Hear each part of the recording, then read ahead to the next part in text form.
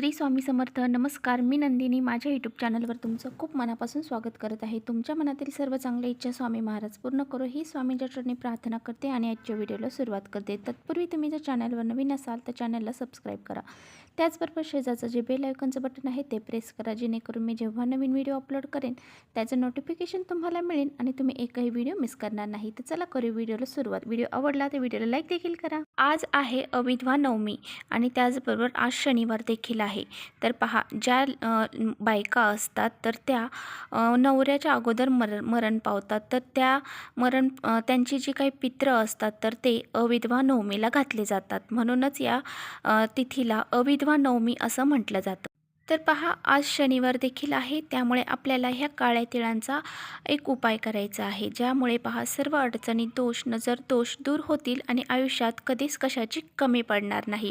इतका हा प्रभावशाली उपाय आहे. त्यामुळे आपल्याला आज रात्री हा उपाय करायचा आहे. उपाय केल्याने बघा, हा कितीही तुमच्या घरामध्ये अडचणी असू द्या, दोष असू द्या, किंवा मग कितीही घरावर संकट येऊ द्या, किंवा पितृदोष असू द्या, वास्तुदोष असू द्या, ग्रहदोष असू द्या, तो सर्व नष्ट होऊन जाईल. इतका हा प्रभावशाली उपाय आहे. तर बघा, हा उपाय करण्यासाठी आपल्याला फक्त थोडेसे काळे तीळ लागणार आहेत.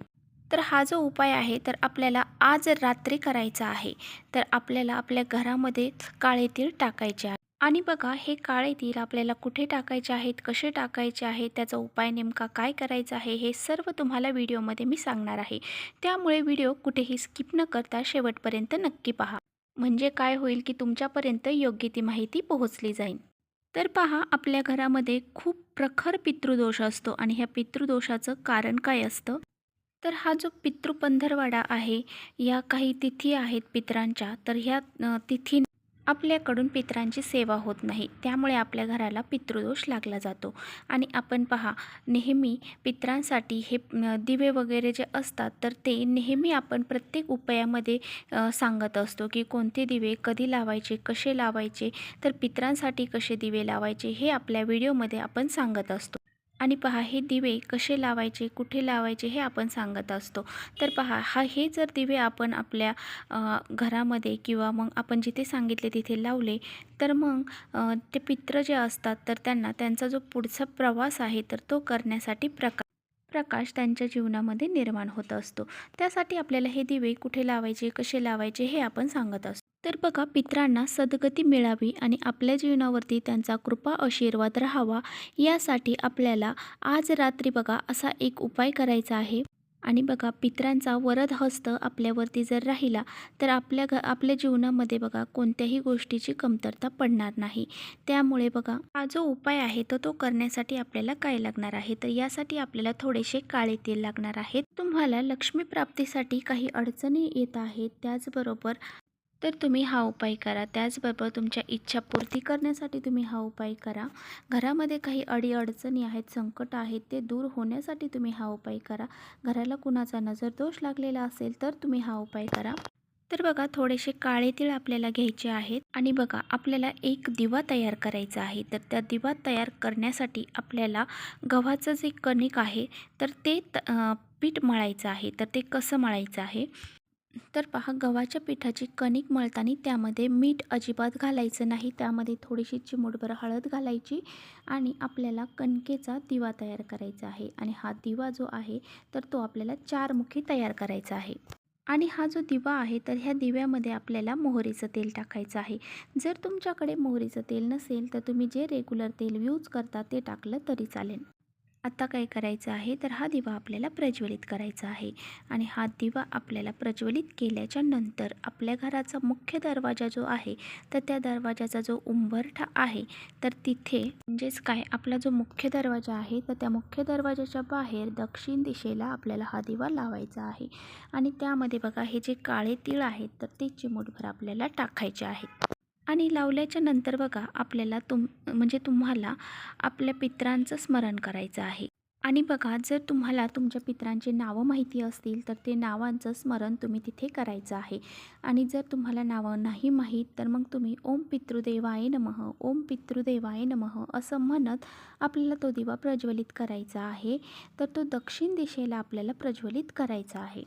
तर अशा पद्धतीने हा दिवा आपल्याला लावायचा आहे आणि हा दिवा लावल्याच्या नंतर बघा दक्षिण दिशेला आपल्याला तोंड करायचं आहे. तर पहा दक्षिण दिशेला तोंड करून बसायचं आहे आणि त्यानंतर आपल्या पितरांना आपल्याला क्षमा मागायची आहे. आपल्या पितरांची आपल्याला क्षमा मागायची आहे. म्हणजेच काय, तर माझ्याकडून जर तुमच्या तिथींना, त्या पितरांची जी तिथी असतात तर त्या तिथींना जर माझ्याकडून तुमचं स्मरण करायचं राहिलं असेल, तुम्हाला जे काही दर्पण वगैरे करायचं राहिलं असेल तर मला क्षमा करावी. माझ्याकडून तुमची सेवा करायची राहिली असेल तर मला क्षमा करावी. ह्या चुकीबद्दल मला क्षमा करावी आणि तुमची माझ्या घरावरती, माझ्या मुलांवरती, माझ्यावरती तुमचा नक्कीच कृपा आशीर्वाद राहावा, अशी त्यांना प्रार्थना करायची आहे.